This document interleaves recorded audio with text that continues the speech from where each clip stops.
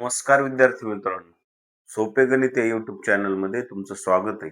विद्यार्थ्यांनो, आपण 9वी गणित या वर्गातल्या काही पाठांचा सराव करणार आहोत. त्यामध्ये अर्थनियोजन विद्यार्थ्यांना बरंच अवघड जाते.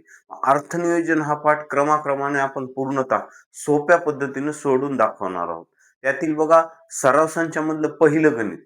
अर्थनियोजन मध्ये काही सूत्र आपल्याला पाठ करावी लागतात, काही लक्षात ठेवावी लागतात. कारण अर्थनियोजन हा पाठ एक तर परीक्षेच्या दृष्टीने महत्वाचा आहेच, त्याबरोबर व्यावहारिक दृष्टीने पण महत्वाचा आहे. म्हणून अर्थनियोजन या पाठामध्ये आपल्याला काळजीपूर्वक अभ्यास करायचा आहे. त्यातलं बघा, पहिलं गणित काय सांगतंय? अलकाला दरमहा पाठवलेल्या रकमेपैकी 90% रक्कम ती खर्च करते. बरोबर?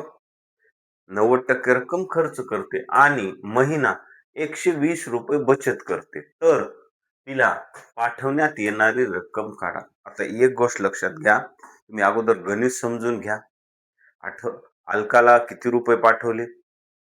ते शेकड्यामध्ये आहेत का पैशामध्ये आहेत? इथं अनेक प्रकारच्या संकल्पना आहेत. अगोदर त्या फळ्या आपण विस्तृत मांडू. अतिशय सोप्या पद्धतीने मी गणित शिकवितो तुम्हाला, तुम्ही फक्त लक्ष द्या. मग आता अलकाला पाठवण्यात येणारी रक्कम काढायची. म्हणजे जी रक्कम काढायची तिला एक्स मानायची. ती माहित नाही ना, जी गोष्ट माहित नाही तिला एक्स गृहीत धरायचं. मग समजा अलकाला पाठवण्यात येणारी रक्कम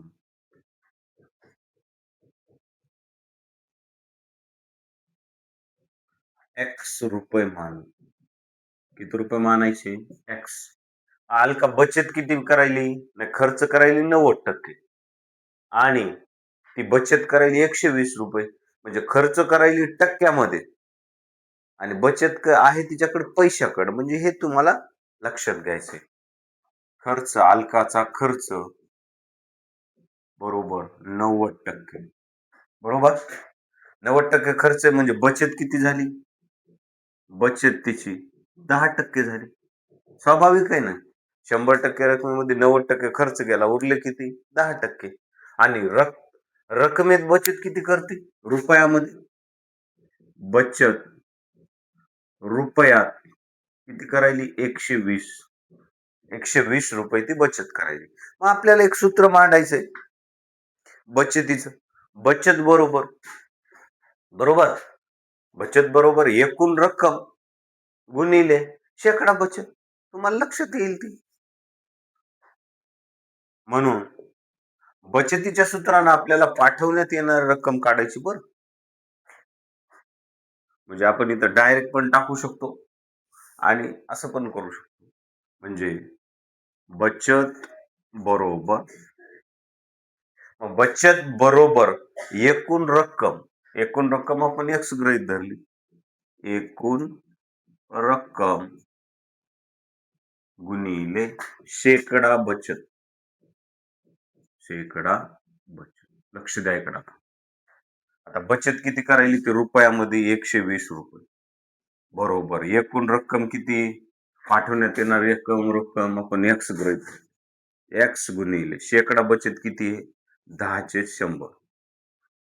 हे कळालं का कसं मांडलं ते? समजून घ्या.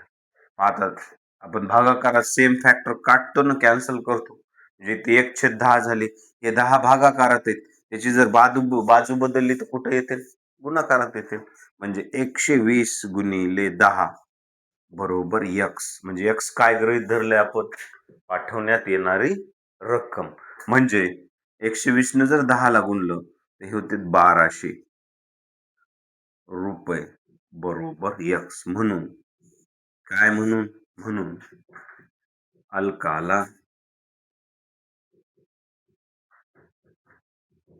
पाठवण्यात येणारी रक्कम किती असेल? मग 1200 रुपये. बघा विद्यार्थी मित्रांनो, किती सोप्या पद्धतीने मी तुम्हाला गणित समजून सांगितले. आणि असेच तुम्ही 9वी मध्ये, आता द्वितीय सत्र परीक्षा जवळ यायली, आपल्याला चांगला अभ्यास करायचा आहे. तुम्हाला आज अर्थनियोजन धड्यामध्ये मी तुम्हाला पूर्ण गणित एकदम साध्या आणि सोप्या पद्धतीनं शिकविणार आहे. आपल्या YouTubeचं चॅनलचं नावच आहे सोपे गणित. गणिताला डोक्यात अवघड घ्यायचं नाही. एकदम सोपं-सोपं मी तुम्हाला ग्राउंड फ्लोअरला जाऊन गणित एकदम साध्या पद्धतीने शिकवतो. ओके. अभ्यास करायचा. नमस्कार.